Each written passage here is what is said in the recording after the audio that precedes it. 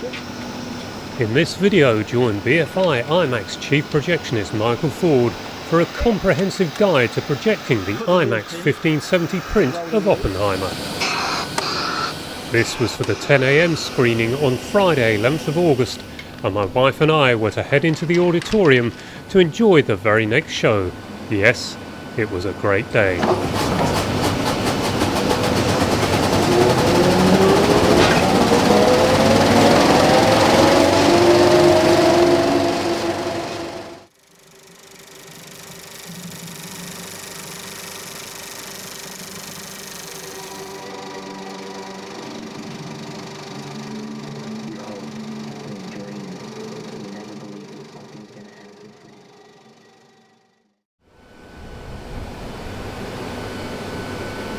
How long did it take you to make up the print of Oppenheimer?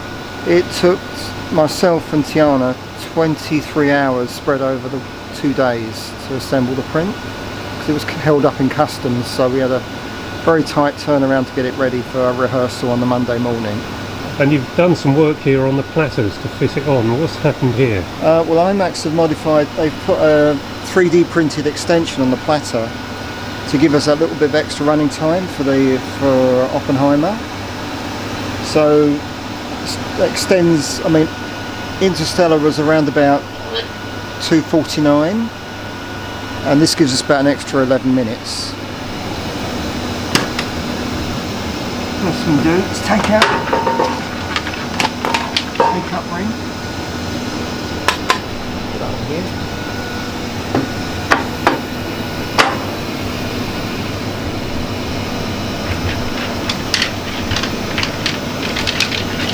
We then want to get down to our start mark.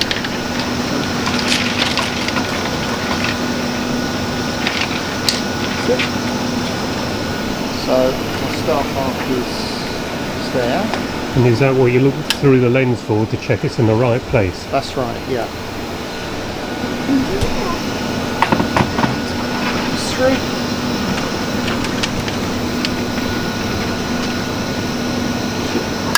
Ready?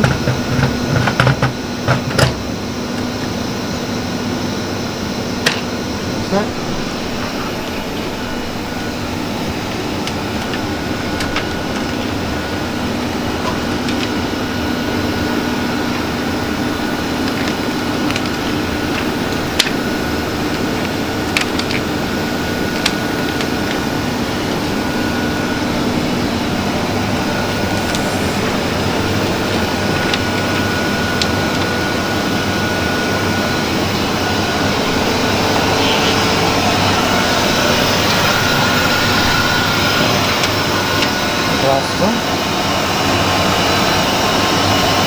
I've already pre-cleaned the projector.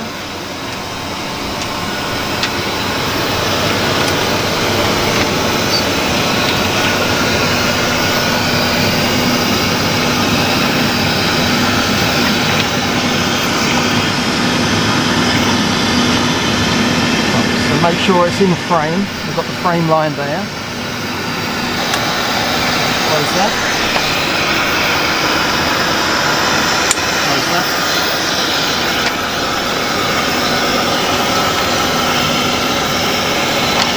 And now put the loop in, the rolling loop. That's a fundamental thing for IMAX to function, isn't it? That's right. How important is that? It won't run without it. You wouldn't be able to turn the projector. It'd just be solid. And what does the rolling loop actually do? Does it fold the film up a bit or something? Basically, the loop enters here.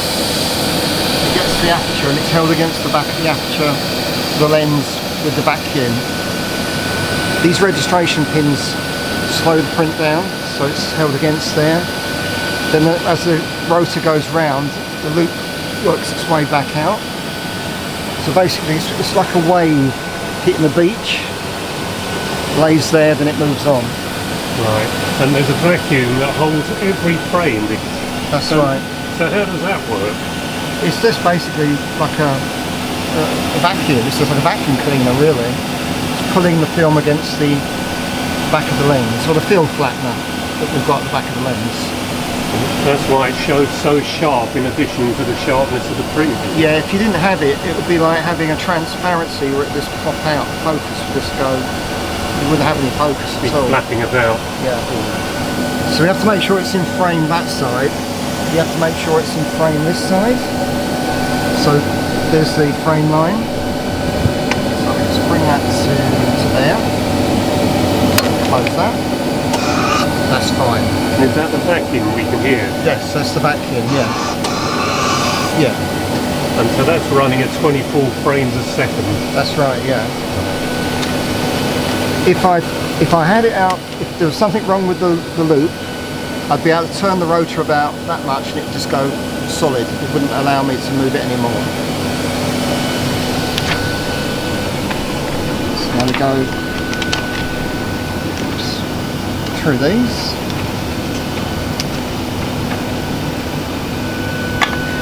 So we have PTR rollers on the input and the output side. So we pick up any dust going into the machine, but we also pick up any dust that has flaked off the film on the way out. So double clean.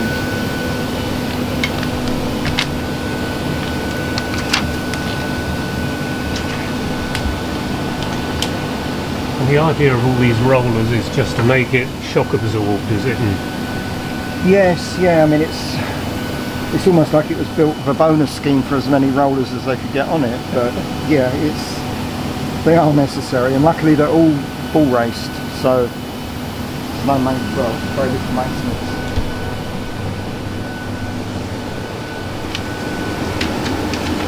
And then we've got the red and the green. When we run 3D, the red is the top deck, which is the right eye, and the green is the bottom deck, which is the left eye. But also indicates the way you twist the film, so that is the bottom edge of the film, so we want it to stay up there, so it ends up on the plate the wrong upside down, if you like. I'm sure you're looking forward to Nolan doing a 3-hour 3D film now, aren't you? Oh, luckily he doesn't like 3D.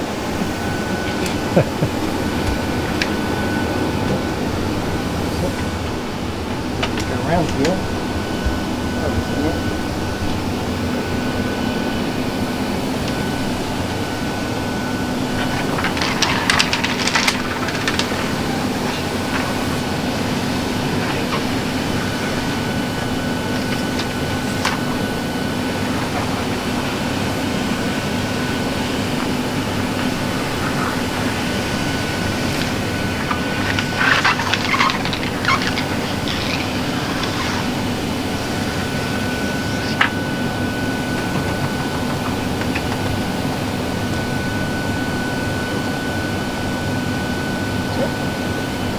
Now we just engage the platters.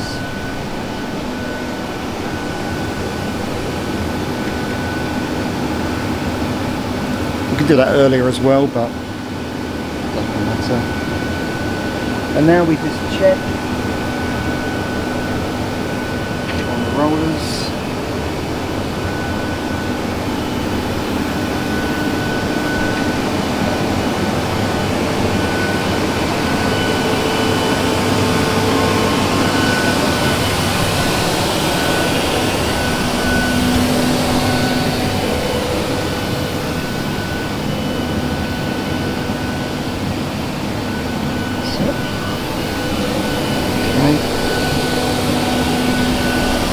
And now we can bring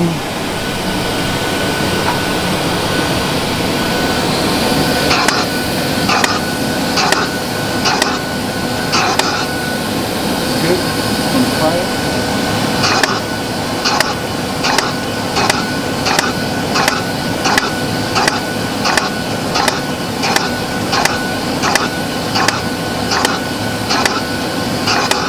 So that's in frame there. Right. Check around this side. We're in frame here, so that's good. It's good, just make final check, make sure. That's it. And now we come down to the start mark.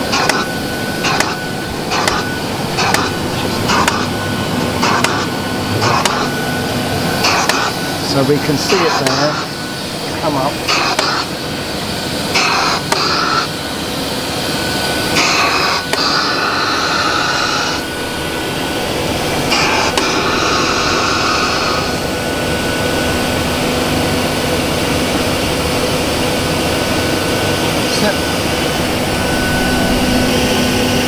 And is that important for the sound sync? Right. Yeah, very, very important, yeah.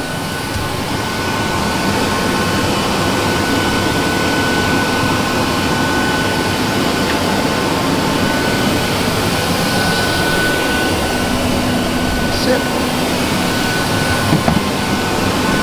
So,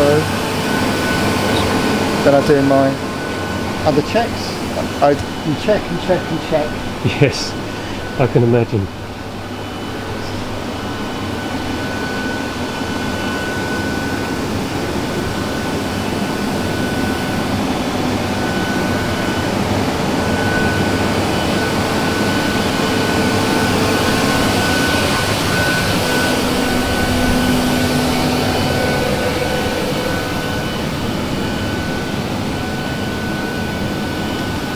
That's it. And now we can set and here we go.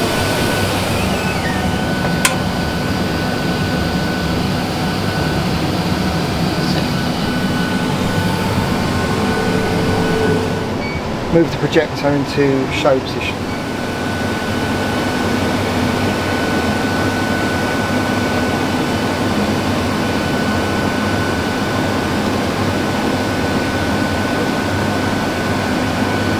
Now we need to, it's in the morning, we run the projector with just the sound to make sure that everything's working.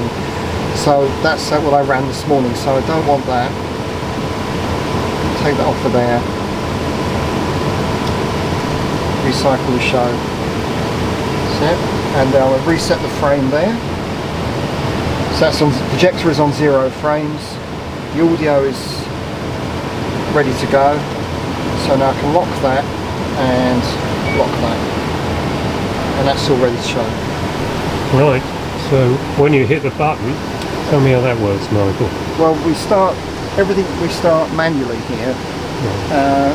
So we'll start the pre-show at 10 o'clock. Then we have the trailers and the adverts, and then there's a speech done by the host downstairs at the beginning of the film. Then it's a bit more complicated. We have to show the British BBFC, the certificate at the beginning of the film. We have to show off digital. So we have to start the show on digital, and as soon as that hits the screen, then we start the film projector, so that there's minimum amount of black after the BBFC before the film starts. Gotcha.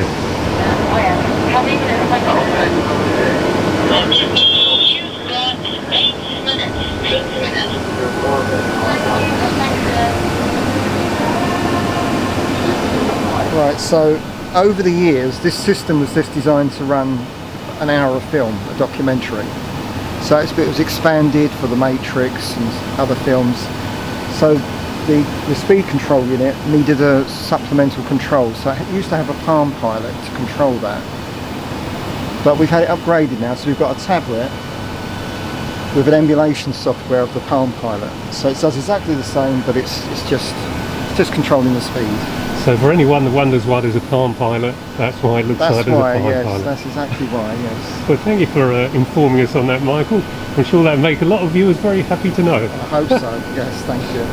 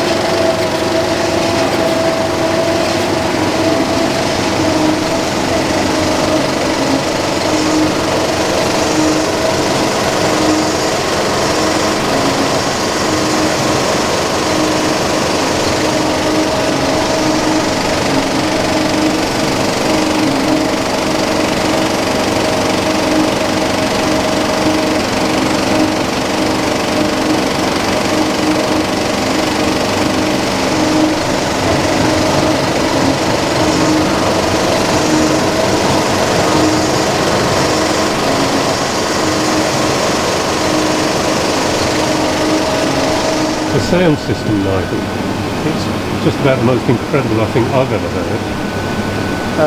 It was totally upgraded back in last October. So we went from the 6-channel, we went to the 12-channel. So we've got additional speakers in the ceiling, although for Oppenheimer it's 5.0, because that's what Christopher Nolan likes. But we've got new power amplifiers, new speakers in the ceiling. We're still using the IMAX Kanga speakers behind the screen and at the rears. But yeah, it's been very good improvement. But we've actually got 2 sound systems. We've got a non-IMAX sound system as well. Right, just to complicate things further. Yeah. But I noticed on the Nolan season you've had the bass was the most incredible that I think I've heard anywhere. So is Oppenheimer not got a bass track?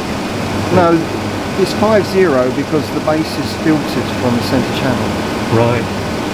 So it has a subwoofer. Yeah. Okay. This IMAX 6.0 uses the top channel as well, because behind the screen you've got left, centre, right, top. But that's very seldom used now.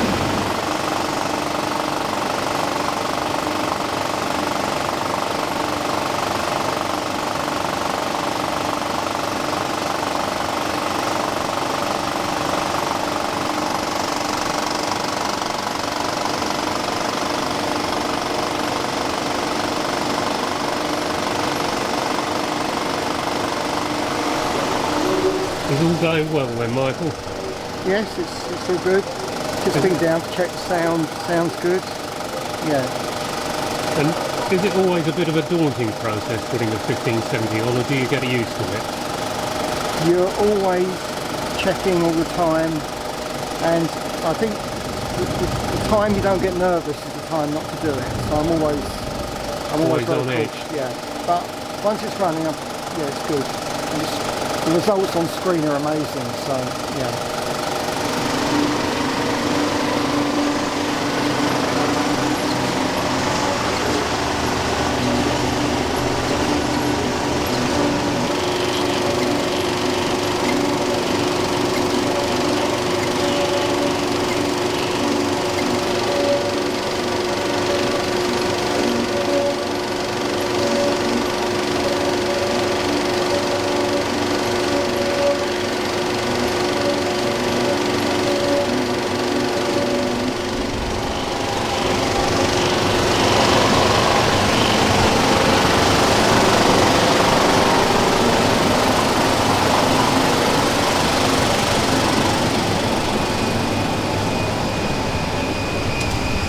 There you go.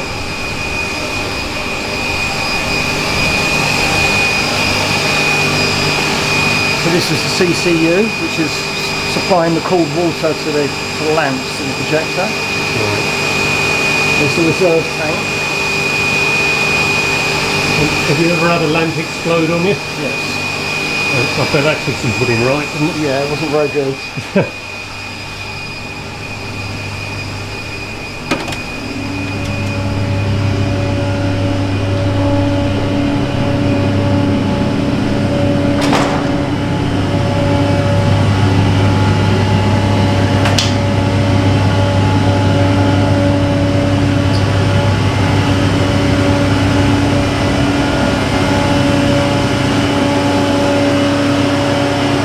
Compressor for the projector. Oh, the compressed air. Yeah. Those are rectifiers.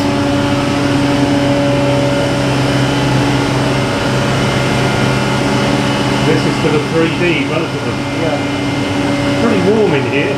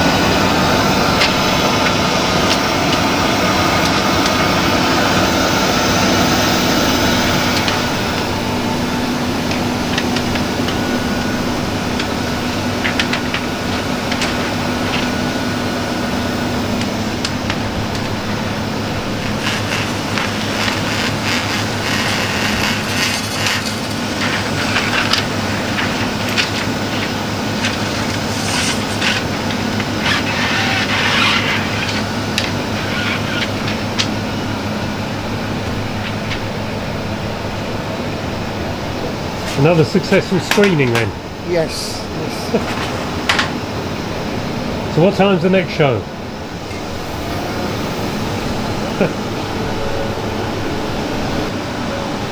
2 o'clock, John.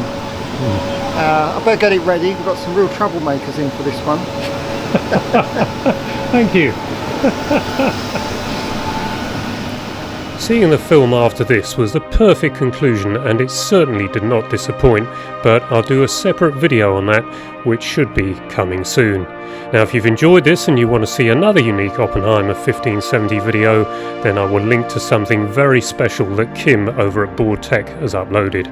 You've probably already seen it, but if not, then this is another 1570 print being assembled at the Ronson Theatre in the Science Museum. Right, I think that brings us to the end, so I hope you enjoyed this video. If you did, please give it a like, and perhaps consider subscribing so I'll be encouraged to carry on creating content like this. Until the next video, bye bye for now.